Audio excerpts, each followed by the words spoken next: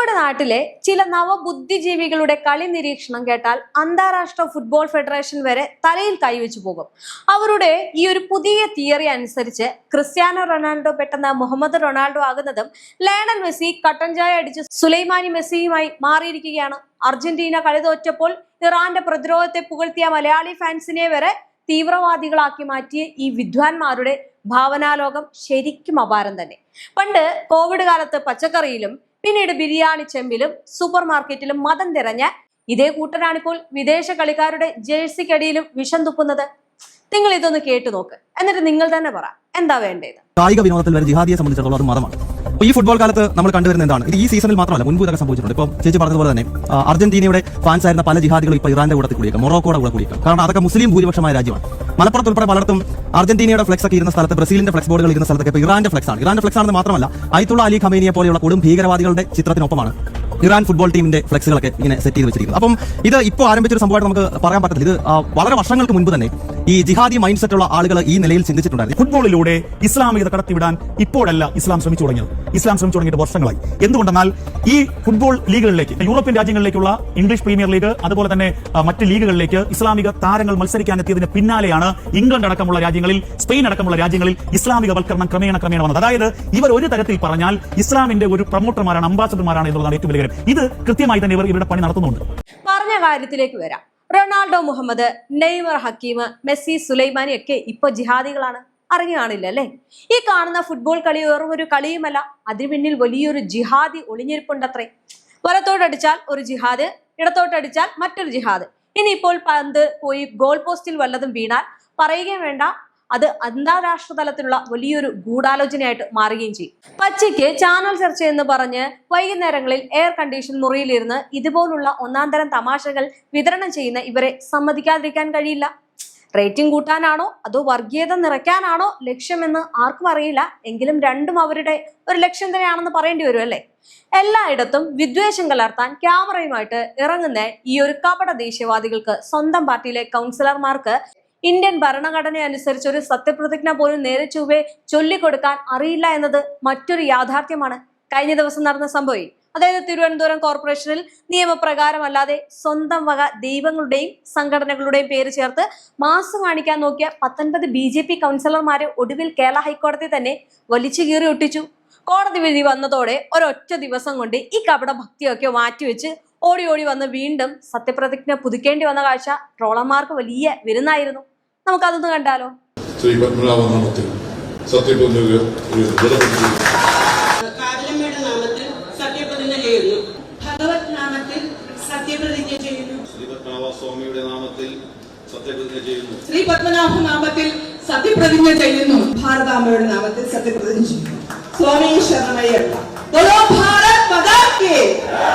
എന്റെ പ്രസ്ഥാനത്തിന് വേണ്ടി ധീരബലിദാനികളുടെ നാമത്തിൽ സത്യപ്രതിജ്ഞ ചെയ്യുന്നു. എന്തായാലും ഇത് വലിയ സംഭവ ബഹലമായിരുന്നു. ഇനി ഞാൻ പറഞ്ഞു വന്ന കാര്യത്തിലേക്ക് പോവാം. അതായത് നമ്മൾ ആദ്യം കണ്ട വീഡിയോയിലെ, അതായത് ജിഹാദികൾ എന്ന് വിളിച്ച വീഡിയോ, ആ വീഡിയോന്റെ അടിയിൽ വരുന്ന കമന്റുകൾ ഉച്ചത്തിലൊന്നും വായിക്കാൻ കഴിയില്ല.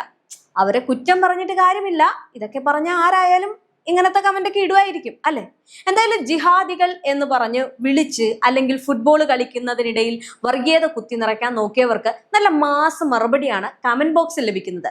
ഇനി ഞാൻ പറഞ്ഞു വന്നതിലേക്ക് വീണ്ടും വരാം. അതായത് ഈ ഒരു ജിഹാദി വിളി നടക്കുമ്പോൾ മറുവശത്ത് ഈ കൗൺസിലർമാരുടെ കാര്യമോ അല്ലെങ്കിൽ വിദ്വേഷ പ്രസംഗങ്ങളോ അല്ലെങ്കിൽ അവർക്കുണ്ടാകുന്ന കാര്യങ്ങളോ ഒന്നും തന്നെ ഇവർ ചർച്ച ചെയ്യുന്നില്ല.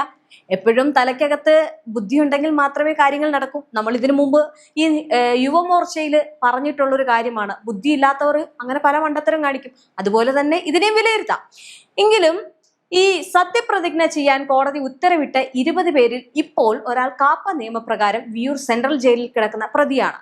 ജയിലിൽ കിടക്കുന്ന കൗൺസിലറെ എങ്ങനെ പുറത്തിറക്കി വീണ്ടും സത്യപ്രതിജ്ഞ ചെയ്യിക്കുമെന്ന് ആലോചിച്ച് നേതാക്കൾ തലപുകയ്ക്കുമ്പോൾ ട്രോളന്മാർ ചോദിക്കുന്ന ഒരൊറ്റ കാര്യമാണ്, നാട്ടുകാരെ മുഴുവൻ ജിഹാദികൾ എന്ന് വിളിച്ച് വലിയ കാര്യത്തിൽ ക്ലാസ് എടുക്കാൻ ഇറങ്ങുന്നതിന് മുമ്പ് സ്വന്തം പാളയത്തിലെ കൗൺസിലർമാരുടെ ക്രിമിനൽ ലിസ്റ്റും ഭരണഘടനയും ഒന്ന് നോക്കി വെക്കുന്നത് നന്നായിരിക്കും അല്ലേ? ഇത് ഞാൻ പറഞ്ഞതല്ല കേട്ടോ, കമന്റ് ബോക്സുകളിൽ വരുന്ന കാര്യങ്ങളാണ്. അതുപോലെ തന്നെ അടുത്തിടെ കഴിഞ്ഞ നിയമസഭാ തെരഞ്ഞെടുപ്പിൽ ചരിത്രത്തിൽ ആദ്യമായിട്ട് 3 സീറ്റുകൾ ജയിച്ചു കയറി എന്ന് പറഞ്ഞ് മാസ് കാണിക്കാൻ നോക്കിയ സംസ്ഥാന നേതാക്കൾക്ക് ഇപ്പോൾ നിയമസഭയ്ക്കുള്ളിൽ നിന്നും കിട്ടുന്നത് 8ന്റെ പണിയാണ്. ആകെ ജയിച്ചു വന്നത് 3 പേരാണ്. എന്നിട്ട് സഭയ്ക്കുള്ളിൽ സീറ്റിന്റെ പേരിൽ ഇവർ തമ്മിൽ അടി കണ്ടിട്ട് മുഖ്യമന്ത്രി വി ഡി സതീശൻ കഴിഞ്ഞ ദിവസം സഭയിൽ വെച്ച് ഇവരെ പരസ്യമായിട്ട് ട്രോളുകയുണ്ടായി. നിങ്ങൾ 3 പേരും തമ്മിൽ ഭയങ്കര യോജിപ്പാണല്ലോ എന്നാണ് അദ്ദേഹം പറഞ്ഞത്. 2 സീനിയർ നേതാക്കളെ 2ാമത്തെയും 3ാമത്തെയും ബെഞ്ചിൽ ഇരുത്തിയിട്ടാണ് പുതിയ കക്ഷി നേതാവ് വന്ന് മുൻസീറ്റിൽ ഇരിക്കുന്നത് എന്ന് മുഖ്യമന്ത്രിയുടെ പരിഹാസം കേട്ട് അവിടുത്തെ സഭ മുഴുവൻ ചിരിച്ചതുകൊണ്ട് പ്രശ്നമൊന്നുമില്ല കേട്ടോ. എന്തായാലും പുറത്ത് മെസ്സിക്കും റൊണാൾഡോയ്ക്കും ജിഹാദി സർട്ടിഫിക്കറ്റ് കൊടുക്കാൻ 24 മണിക്കൂറും ചർച്ച നടത്തുന്ന ഇവർക്ക് സ്വന്തമായിട്ട് കിട്ടിയ 3 സീറ്റ് വെച്ച് സഭയ്ക്കുള്ളിൽ ഒരൊറ്റ ബെഞ്ചിൽ ഒത്തൊരുമയോടെ ഇരുന്ന് സംസാരിക്കാൻ പോലും കഴിയുന്നില്ല എന്നതാണ് ഏറ്റവും വലിയ കോമഡി. പക്ഷെ അത് ചർച്ച ചെയ്യില്ല, കാരണം അവിടെ റേറ്റിംഗ് ഇല്ലല്ലോ.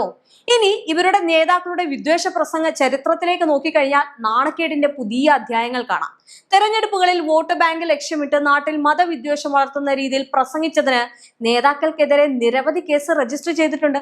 അതിലൊന്നാമതാണ് PC ജോർജ്. നമ്മൾ ആരും മറന്നു പോകരുത് കേട്ടോ. ഒരു പ്രത്യേക വിഭാഗത്തിന്റെ ഹോട്ടലുകളിൽ നിന്ന് ഭക്ഷണം കഴിക്കരുത് എന്നൊക്കെയുള്ള തീർത്തും അടിസ്ഥാനരഹിതമായിട്ടുള്ള വർഗീയ നുണകൾ പ്രചരിപ്പിച്ചപ്പോൾ ഒടുവിൽ കേരള ഹൈക്കോടതിക്ക് തന്നെ ഇടപെടേണ്ടി വരികയും ഇത്തരം ആവർത്തിത വിദ്വേഷ പ്രസംഗങ്ങൾ നടത്തുന്ന കുറ്റവാളികൾക്ക് ജാമ്യം നൽകരുത് എന്ന് പറഞ്ഞ് കർശനമായിട്ട് നിരീക്ഷിക്കേണ്ടി വരികയും ചെയ്തു. ഈ മണ്ടത്തരം എന്ന് പറയുന്നത് പിന്നെ പണ്ടേ കൂടപ്പറപ്പാണ്. അത് നമ്മൾ ഈ KSRTCയിൽ കണ്ടതാണ്. എന്തായാലും സ്വന്തം പേജിലൂടെ സ്വയം ട്രോളുന്ന കാര്യത്തിലും ഇവർ വലിയ മിടുക്കരാണ്. മുൻപ് മുഖ്യമന്ത്രിക്കെതിരെ പ്രതിഷേധിച്ചു എന്ന് പറഞ്ഞ് ഔദ്യോഗിക ഹാൻഡിലിൽ നിന്ന് പോസ്റ്റ് ചെയ്ത CCTV ദൃശ്യങ്ങളിൽ പ്രതിഷേധത്തിന്റെ ഒരു ലക്ഷണവും ഇല്ലായിരുന്നു. പാർട്ടി തന്നെ സ്വയം ട്രോളി ഈ ഒരു സംഭവം അക്കാലത്ത് വലിയ രീതിയിൽ ചർച്ചയായിരുന്നു. അതുപോലെ കേന്ദ്ര നേതാക്കൾ കേരളത്തിനെ കേറി എന്ന് തെറ്റായിട്ട് ടൈപ്പ് ചെയ്ത് അയച്ച ട്വീറ്റുകൾ താഴെ ആദ്യം 10,000 വട്ടം എംബോസിഷൻ എഴുതി പഠിക്കുക എന്ന് പറഞ്ഞ് മലയാളികൾ നൽകിയ കിടിലൻ മറുപടി ഒന്നും ആരും അങ്ങനെ മറന്നുപോയിട്ടില്ല. അത്തരം വിഷയങ്ങളൊന്നും ചർച്ച ചെയ്യേണ്ട, അതൊക്കെ തെറ്റാണ്. കേരളത്തിന് കേര എന്ന് പറഞ്ഞാൽ ഇപ്പൊ എന്താ പ്രശ്നം എന്നാണ് അവർ പറയുന്നത്.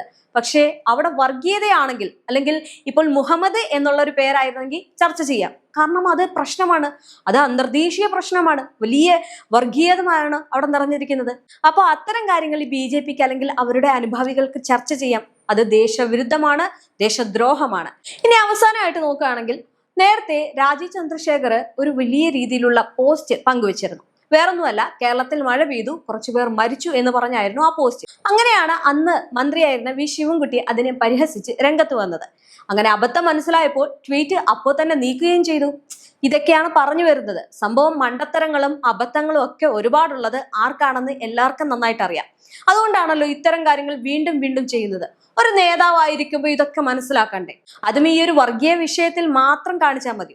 എന്തായാലും മെസ്സിക്കും റൊണാൾഡോയ്ക്കും സർട്ടിഫിക്കറ്റ് കൊടുക്കാൻ ഇറങ്ങുന്നതിന് മുമ്പ് സ്വന്തം അണികളെ ഇന്ത്യൻ ഭരണഘടനയും മുനിസിപ്പൽ നിയമങ്ങളും ഒരല്പം പൊതുവിവരവും ബോധവും ബുദ്ധിയും പഠിപ്പിച്ചു വിടുന്നത് ഈ നാണക്കേടുകൾ ഒഴിവാക്കാൻ സഹായിക്കും. ചുരുക്കം പറഞ്ഞാൽ, അന്താരാഷ്ട്ര ഫുട്ബോൾ നിയമങ്ങൾ മാറ്റി എഴുതാൻ ഇറങ്ങുന്നതിന് മുമ്പ് ഈ വിദ്വാൻമാർ സ്വന്തം പാളയത്തിലെ ലിസ്റ്റുകൾ ഒന്ന് പരിശോധിക്കുന്നത് നന്നായിരിക്കും.